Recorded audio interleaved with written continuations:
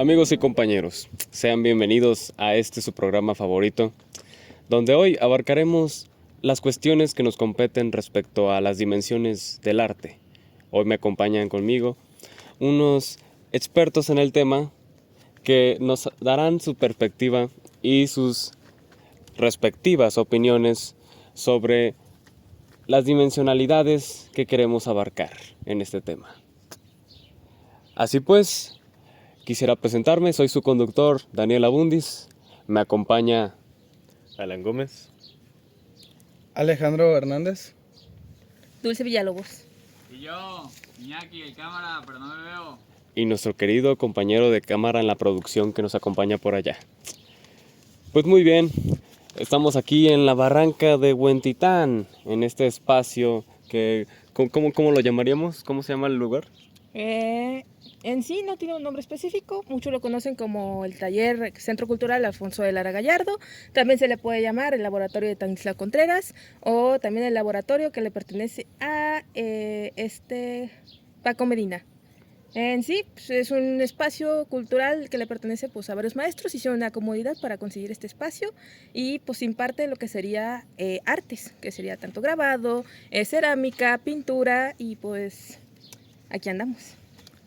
Como verán, estamos en un espacio lleno de cultura, lleno de todo este ambiente artístico, y es algo que la verdad nos llena de un ambiente mucho más amplio para extendernos.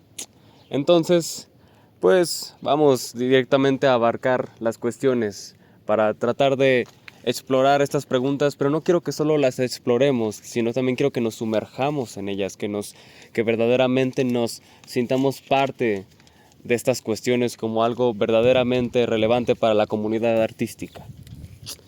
Así pues, vamos directamente a empezar, señores. ¿Están listos?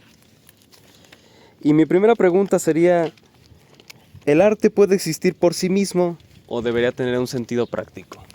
¿Qué opinan ustedes? ¿Alejandro? Sí. Considero que el arte en sí mismo no debería de existir. El arte es una proyección de la interpretación humana y de la interacción que tiene con su entorno. De esta manera está totalmente relacionado al ser humano y sin el ser humano creo que el arte no podría existir. Interesante. ¿Alguna réplica, señor Alan Leiva? Concuerdo. Dulce. Yo también estoy de acuerdo. Entonces, me llama la atención este primer punto que tocaste, que el arte no debería existir. ¿Podrías explicarlo un poco mejor? Por supuesto. Creo que aquí habría que hacer una diferenciación entre la estética y el arte, pues considero que la estética en sí misma son los valores que tiene cada objeto, valores sensoriales, auditivos, visuales, que en conjunto conectan con una interpretación de un objeto externo, por ejemplo las personas. De esta manera la estética puede existir en todos lados, puede existir aquí en la barranca, puede existir en las personas, puede existir en la naturaleza, en las obras de arte, por supuesto. Y aquí haría la diferenciación entre el arte, pues el arte ya como bien dijo Platón, la palabra artesanía deriva de la intervención humana en la obra. Entonces, la naturaleza carece de esa interpretación artística. De esta manera, el arte necesita del ser humano para existir. Muy interesante esto que mencionas, Alejandro. Muchas gracias. Solo para redireccionar un poco, estamos hablando un poquito de si el arte debe tener una funcionalidad práctica para existir. Es como este asunto de decidir si meramente la experiencia artística es algo que forzosamente necesita ser funcional en la sociedad o funcional en algún sentido más sentido tangible. Sí, bueno, yo creo que hablando de funcionalidad práctica no la hay. Una funcionalidad tradicional no existe porque pensemos en un mundo sin artistas. Sería un mundo donde los edificios pueden seguir existiendo, donde la salud también existe, cosas vitales para las personas, directamente sus necesidades físicas se atienden. Sin embargo, yo veo la funcionalidad del arte como algo inherente a los sentimientos, a las necesidades de la expresión humana. Sería un mundo muy gris, sería un mundo muy aburrido. La catarsis en sí misma es lo que experimenta una persona al estar en contacto con la obra de arte. Es algo que no trae la esencia de la humanidad en sí misma. Y diría que esa es la utilidad del arte, dar color a la existencia. Ok, ¿y cuál es esa esencia de la humanidad? ¿El arte debe reflejar solo lo bueno, solo lo bello? ¿O también puede existir algo grotesco, siniestro, algo no tan agradable en primera instancia? Yo quisiera dar una respuesta. Considero que el arte puede llegar a tocar varios temas, o sea, si es la opinión de la persona, es su punto de vista de cómo ve el mundo, entonces significaría que podríamos obtener varios, como podría ser, podemos ver que la estética y la belleza incluso puede ser percibida de distintas maneras. Alguien que se le hace algo grotesco, como podría ser un insecto, es algo muy bello para otras personas. Por ejemplo, existen gente que se dedican enteramente a su vida para cuidar lo que sería esto, como que se le llama entomología, lo que sería cuidar todo lo que sea los insectos, la vida de los bichos. También hay gente que le encanta lo que sería el interior, los órganos, la sangre. Hay varias cosas que se pueden tocar que pueden llegar incluso a rayar la moral, pero al final son el punto de vista de las personas que tienen sobre lo que es la belleza, sobre lo que es la estética. Hay gente que hace...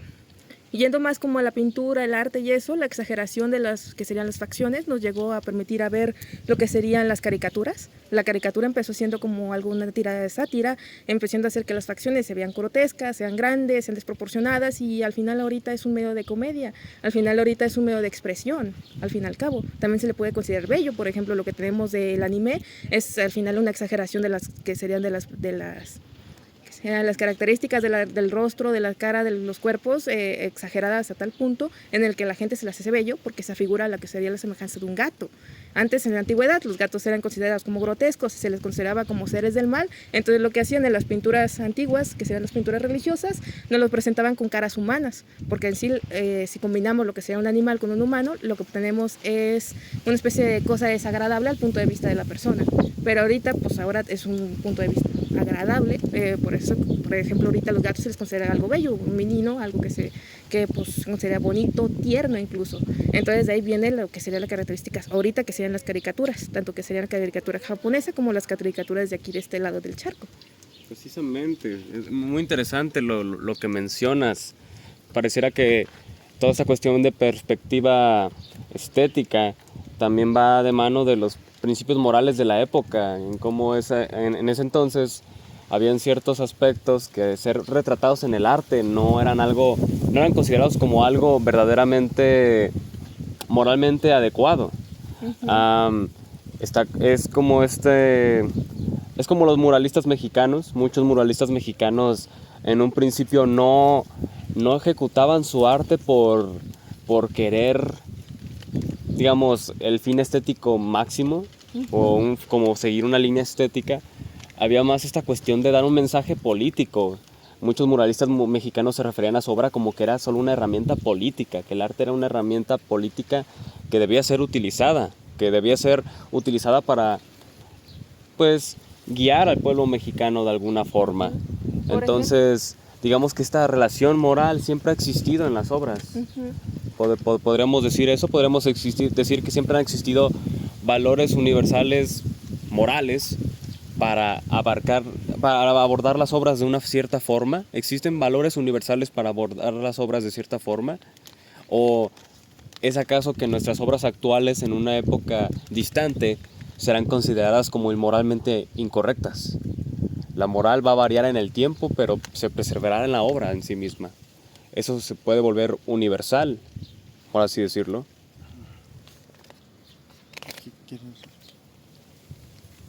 Bueno, Me parece un tema muy profundo, como lo mencionas, Dan, porque creo que la moral va evolucionando, la moral y la ética va evolucionando conforme evoluciona la sociedad. De esta manera quisiera diferenciarlas un poco, definiendo la moral como la diserción de entre lo correcto o lo incorrecto desde un punto de vista personal, mientras que la ética será la diserción de entre lo correcto e incorrecto desde un punto de vista social. De esta manera la ética evoluciona a través del tiempo.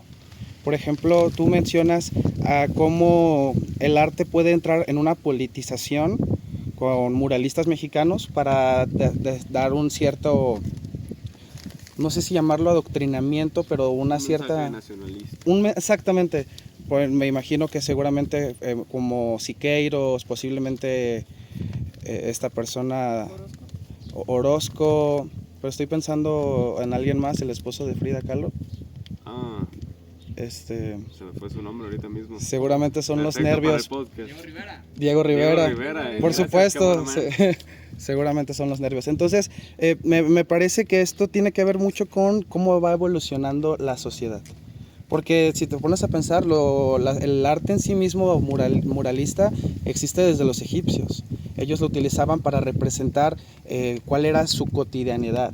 De esta manera, la sociedad va avanzando y la ética también va progresando en sí misma. Perfecto. Esto que mencionas, arte y sociedad, parece que van conjuntas todo el tiempo, desde el principio de los tiempos, desde las cavernas, desde, bueno, podemos abarcar muchísimas épocas, pero el chiste es este punto social que quisiera tocar con ustedes. El arte debe tener este mensaje mezclado social, o debería solo ser algo privado de su creador. ¿El creador debería solo coexistir con su obra o también debería estar abierta a una sociedad, verdaderamente? Creo generalmente que una obra de arte debe estar un poco arraigada hacia lo social, pero no puedo descartar que quizás también tenga que tener algo del lado personal del propio artista quien la elabora. Creo generalmente que, aunque soy partidario de las obras que tienen un peso dentro del entorno social contemporáneo, también no puedo negar que tienen sus ¿cómo decirlo? Como sus detalles, pues el propiamente descubrir parte de la persona de un artista mediante su arte. Creo generalmente que el arte es un medio bastante global donde se pueden llevar ciertas dinámicas de discusión o de crítica hacia lo que viene siendo la propia vida humana. Más si puede ser de un lado o del otro, yo diría que no. Creo que fácilmente puede ser de los dos, mientras que en la propia obra de arte venga de cierta manera, no diría que clara, pero que la propia obra de arte te guíe hacia ese punto de vista del realizador, hacia una de dos, hacia la crítica, hacia la sociedad, o incluso hacia una nota de su propia vida personal.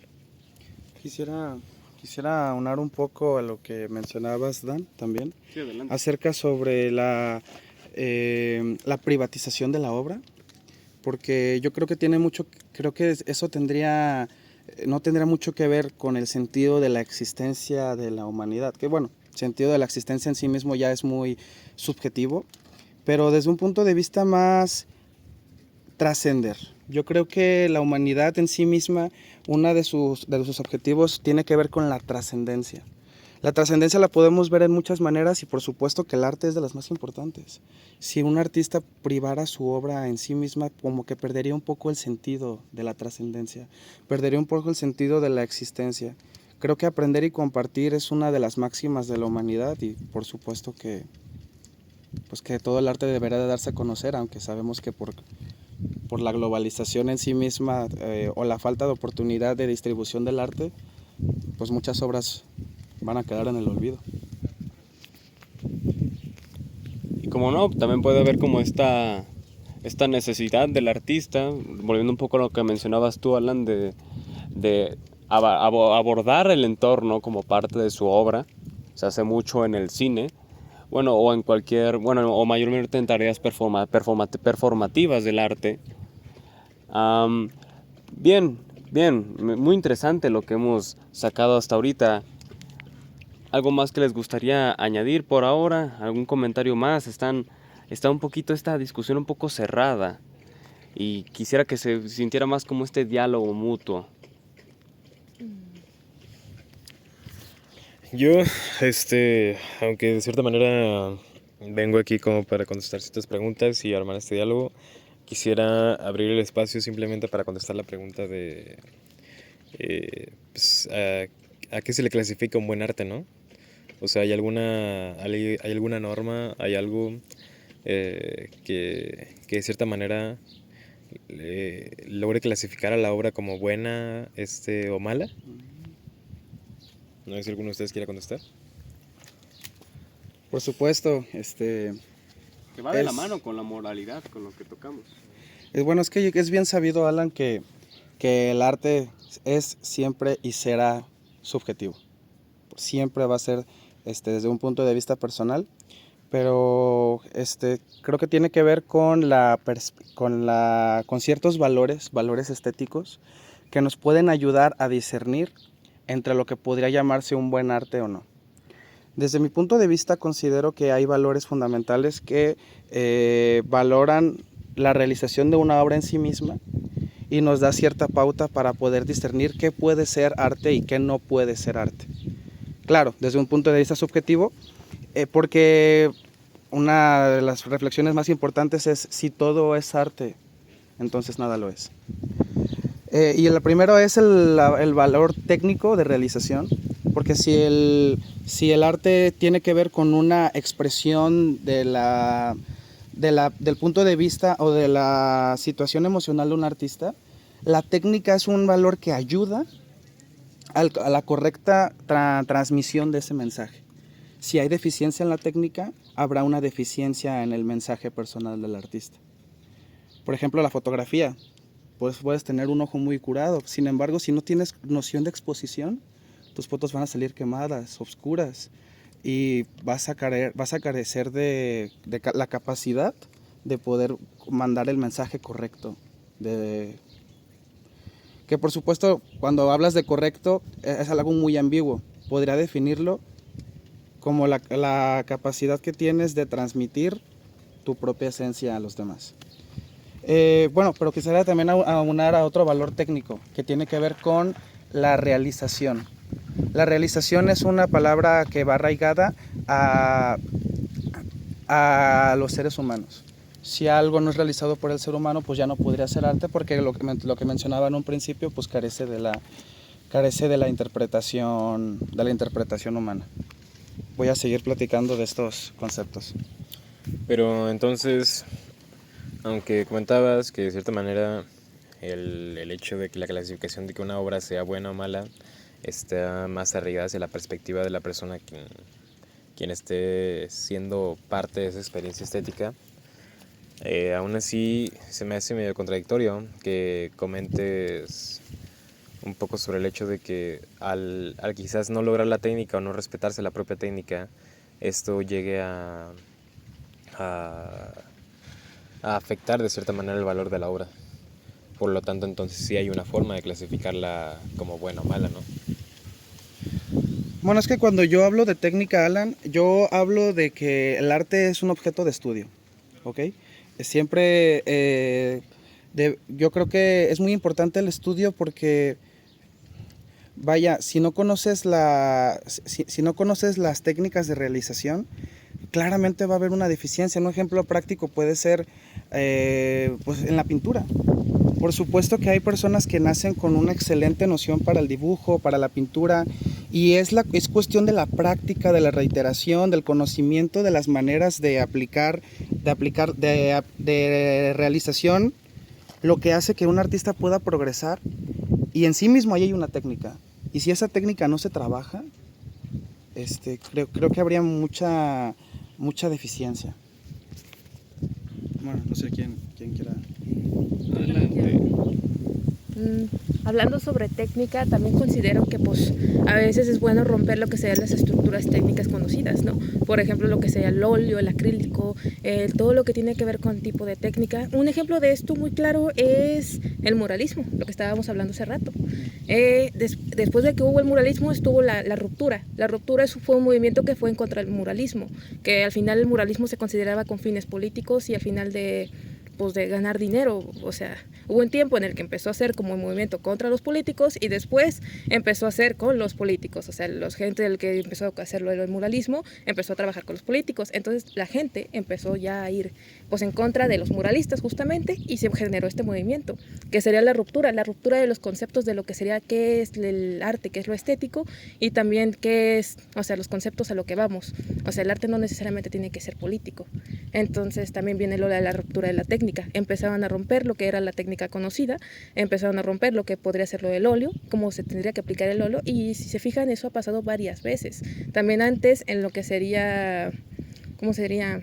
El neorrealismo, el renacimiento, todo viene a partir de la ruptura de lo que sería todo lo que sería la técnica. Muy bien. Bueno, para tratar de no explayarnos tanto, es como...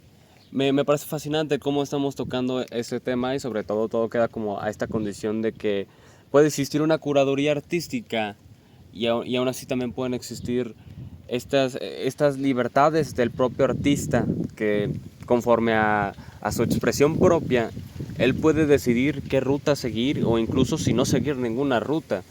Claro que el punto de vista estético, ya dependerá más del público que mire la obra y que decida si esa técnica no tan bien lograda dentro de las formas convencionales es verdaderamente arte o no. Pero al final de cuentas existen estas curadurías en las que todos podemos estar de acuerdo que hay muchos aspectos técnicos, pero esas técnicas formidables, y aún así también puede haber espacio para romper esas mismas técnicas. Sí, por supuesto que me parece muy importante. Si no se rompiera la técnica, no tendríamos barroco, no tendríamos clasicismo, impresionismo. En sí mismo el impresionismo nació como un romper el esquema. Antes los artistas, antes del impresionismo, trabajaban en talleres. Fue hasta que una persona rompió con ese patrón y se salió a las calles a pintar. ¿Ok? Entonces esta es una manera de progresión de la humanidad. Las técnicas tienen que romperse. La idea de mi comentario es que si no conoces las reglas, si no conoces la técnica, ¿cómo esperas romperlas? De esta manera es importante conocer nuestro pasado para poder progresar al futuro. Bueno, nos estamos quedando sin tiempos, pero podríamos añadir algo más.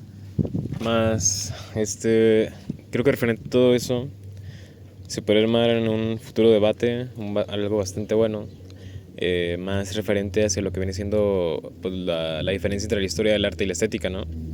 O sea, creo que es de tomarla en cuenta para futuras discusiones y más que terminamos de este modo. Entonces sí, yo nomás argumento eso. Creo que podríamos armar un buen debate de eso. Bueno, se nos ha acabado el tiempo. Muchas gracias por acompañarnos. Gracias, señor Alan, señor Alejandro, señorita Dulce. Yo soy Dan y espérenos en un próximo episodio de Arteando en la Barranca.